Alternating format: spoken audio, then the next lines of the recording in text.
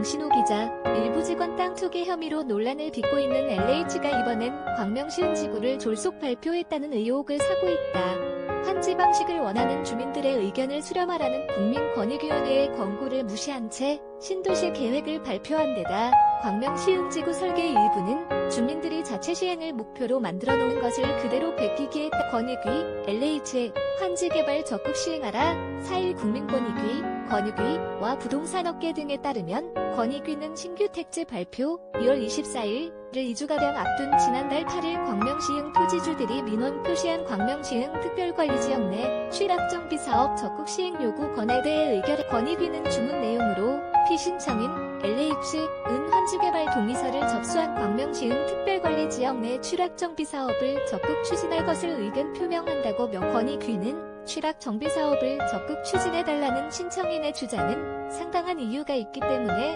부패 방지 및 권익위 설치와 운영 법률 제46조 제2항에 따라 피신청인 LH에게 의견을 표명하기로 했다고 밝혔다. 주민들은 정부 주도의 공공택지 조성 사업이 아닌 헌지 개발 방식을 원했고 권익위가 LH에 이를 권고한 것이다.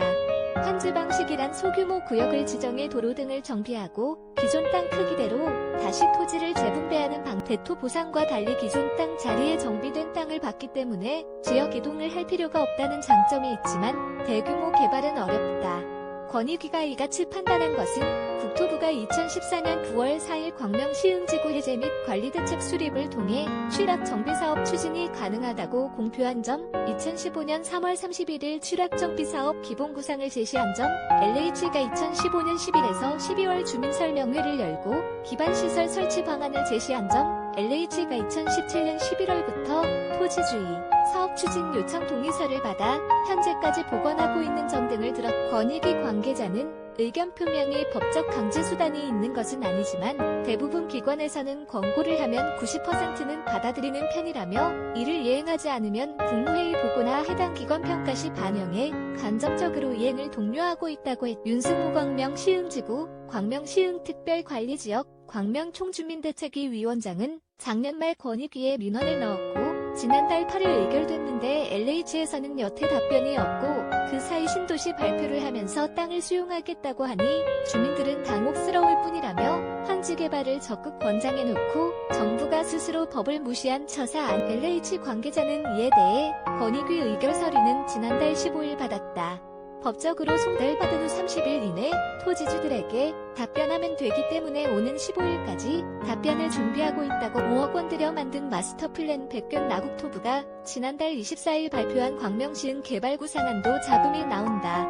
개발구상안을 보면 목감천의 수변공원, 연장 1km, 하하고 사업지 구획을 띠 밴드형, 별로 나눠 상업, 업무지구를 넣어놨다.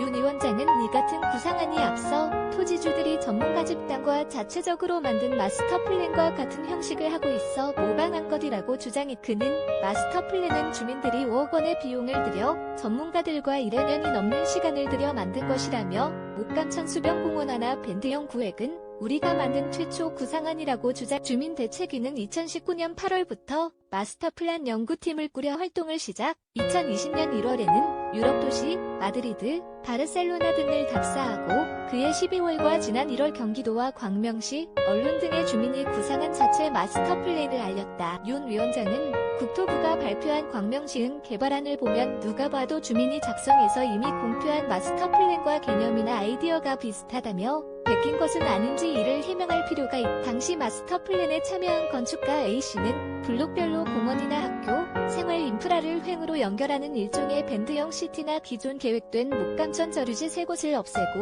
전 폭을 100m에서 150m로 확장해 저류지로 쓰면서 수변 공원화하자는 것이 최초의 구상이었는데 이 아이디어가 그대로 국토부가 발표한 개발구상안에 나와 있다고 말했다. 국토부는 베끼기 의혹을 일축하면서도 실제 도안은 2010년 보금자리 주택지구 개발안을 참고한 데다 LH에서 넘겨받은 것이라고 해명했다. 국토부 관계자는 광명시와 세부 사항을 협의한 것은 아니지만 목감천 수변공원 등 큰 방향에서 협의를 했고 나머지는 2010년 보금자리 주택지구 개발안을 참고한 것과 그 외에는 LH에서 작업을 해서 준 것이라며 향후 구체적인 도시계획은 공모를 통해 할 것이라고 밝혔다. 그러나 광명시는 목감천 수변공원안은 국토부와 논의한 적이 없다는 입장이다. 광명시 관계자는 기존 목감천 주변 저류지 3곳을 공원하는 것은 이야기가 오갔지만 국토부에서도 신도시 발표를 비밀리에 진행하다 보니 목감천을 따라 수변 공원화한다는 것은 신규 택지 발표 전까지는 모르고 있었다고 했다. LH 관계자는 이번 의혹과 관련해 광명시흥 주민들이 발표한 개발안은 LH가 아닌 광명시로 제출된 마스터 플랜으로 LH와 일체 관련이 없다면서도 목감천 수변 테마공원 같은 일부 계획이 주민 개발안과 겹칠 수는 있다고